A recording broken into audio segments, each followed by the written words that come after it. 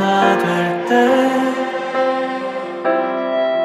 예수님의 마음을 닮아가며 고통과 즐거움 함께 나누네.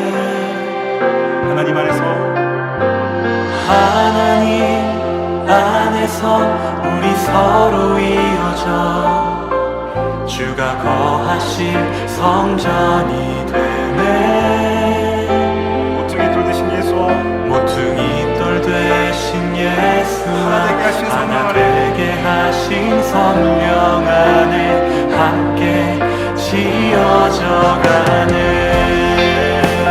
할렐루야. 오늘도 말씀과 기도로 하루를 여는 여러분을 사랑하고 축복합니다. 사람은 살아가면서 많은 상황들을 만납니다. 그래서 사람들은 자신에게 유리한 상황들을 만들려고 하죠. 그리고 그런 상황적인 유리함은 삶의 숱한 반복 속에서 학습된 것이기도 합니다. 우리 주변에도 이런 일이 비일비재하죠. 가게를 운영하는 한 성도님이 있다고 해봅시다. 성실하고 정직하게 가게를 운영하던 성도님께서 어느 날 거래처의 한 제안을 받게 됩니다. 조금만 눈을 감아주면 큰 이익을 볼 수 있다는 것입니다. 그 제안만 받아주면 서로 좋은 쪽으로 상황이 마련되고 더 많은 돈을 벌 수 있다는 것이죠. 여러분이라면 이럴 때 어떻게 하실 건가요? 사실 사람은 눈앞에 보이는 유리한 상황이나 이익에 쉽게 무너지는 존재입니다. 결국 그 성도님은 타협했습니다. 문제는 그 이후입니다. 그 일로 인해 더 큰 어려움이 생겼고 결국 부도를 맞이하게 되었다는 것입니다.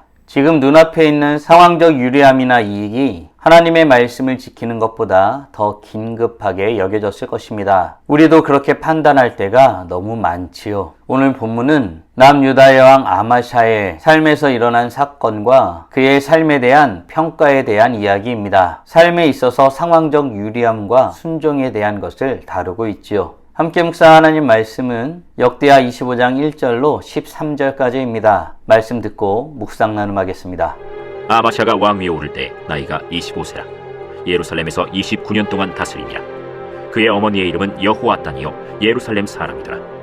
아마샤가 여호와께서 보시기에 정직하게 행하기는 하였으나 온전한 마음으로 행하지 아니하였더라.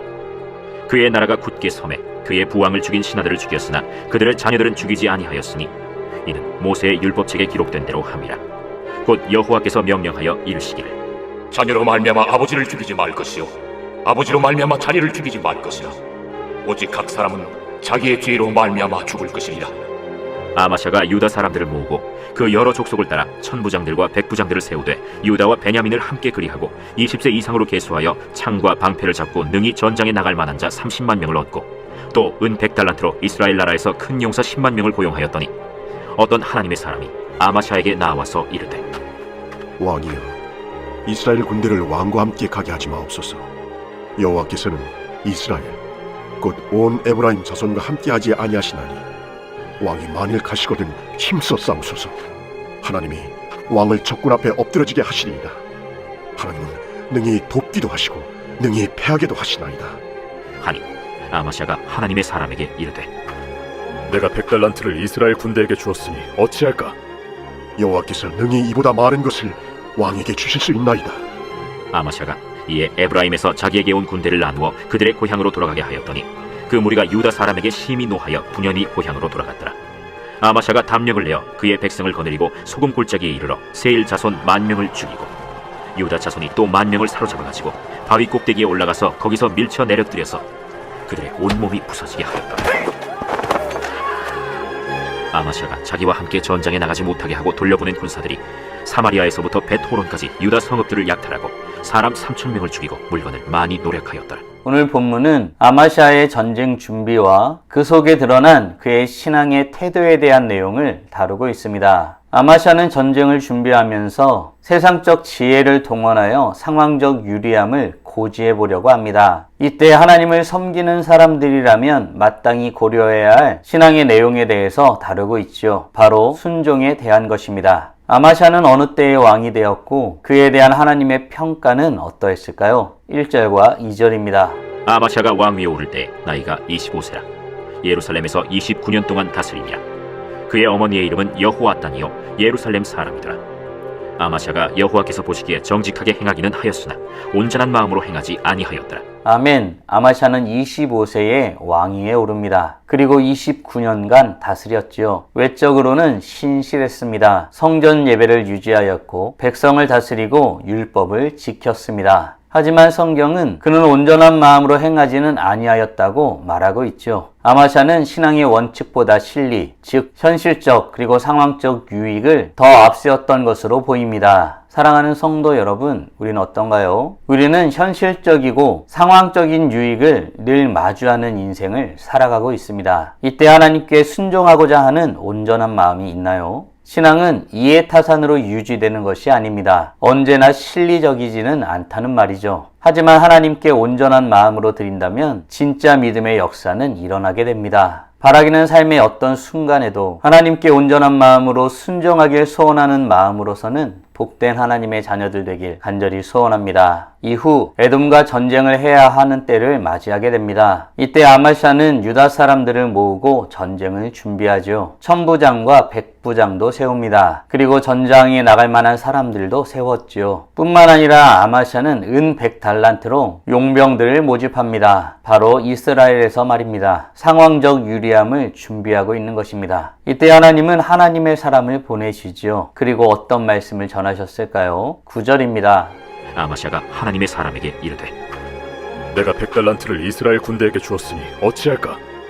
여호와께서 능히 이보다 많은 것을 왕에게 주실 수 있나이다. 아멘. 하나님의 사람은 아마샤에게 하나님께서 더 큰 것을 주실 수 있다고 선언합니다. 사실 아마샤는 전쟁을 앞두고 현실적인 것을 선택하였습니다. 군사력이 부족하여 은 100달란트를 통하여 용병 10만 명을 모은 것이죠. 그런데 하나님의 사람이 찾아와 그들을 전장터에 데려가지 말라고 말합니다. 선지자는 여호와께서는 능히 이보다 많은 것을 왕에게 주실 수 있나이다 라고 말하고 있는 것입니다. 이 짧은 대화는 신앙의 본질을 꿰뚫습니다. 순종이란 손해를 감수하면서까지 내는 용기에서 비롯됩니다. 하나님은 순종하는 자에게 더 풍성히 갚으시는 분이시죠. 마태복음 19장 29절은 또 내 이름을 위하여 집이나 형제나 자매나 부모나 자식이나 전토를 벌인 자마다 10배로 받고 또 영생을 상속하리라 라고 말하고 있습니다. 사랑하는 성도 여러분, 하나님의 말씀에 우리는 어떤 모습으로 반응하고 있나요? 하나님을 신뢰하는 사람은 손해의 길이 아니라 하나님께서 채우시는 길을 선택하는 법입니다. 순종은 손해가 아닙니다. 믿음의 투자이지요. 바라기는 우리의 상급이 되시는 여호와 하나님의 기쁨이 되는 순종의 삶을 사는 복된 하나님의 자녀들 되길 간절히 소원합니다. 아마샤는 말씀에 순종함으로 이스라엘의 군대들을 돌려보냅니다. 이후 그는 어떤 결과를 맞이하게 될까요? 11절, 12절입니다. 아마샤가 담력을 내어 그의 백성을 거느리고 소금 골짜기에 이르러 세일 자손 10,000명을 죽이고 유다 자손이 또 10,000명을 사로잡아가지고 바위 꼭대기에 올라가서 거기서 밀쳐 내려뜨려서 그들의 온몸이 부서지게 하였다.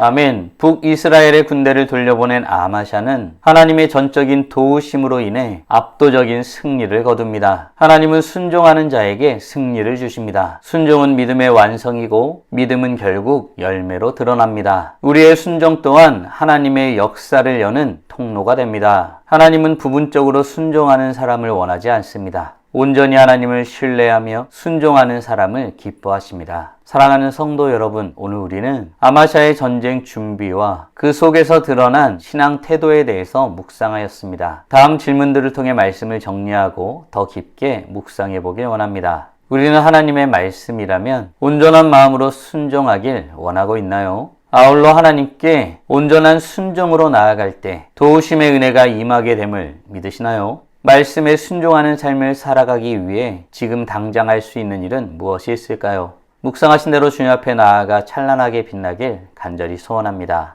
다 함께 기도하겠습니다.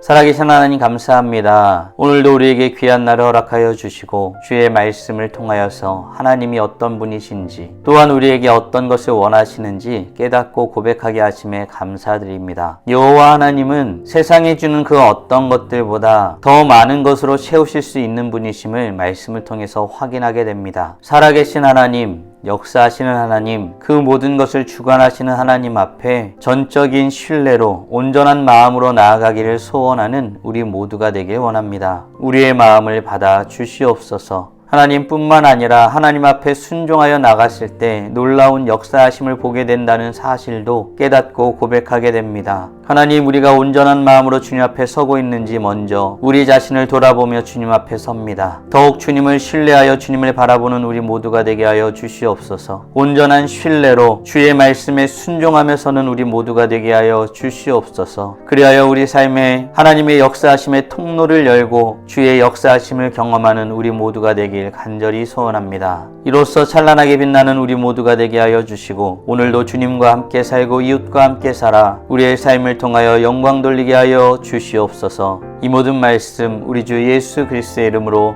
기도드리옵나이다. 아멘.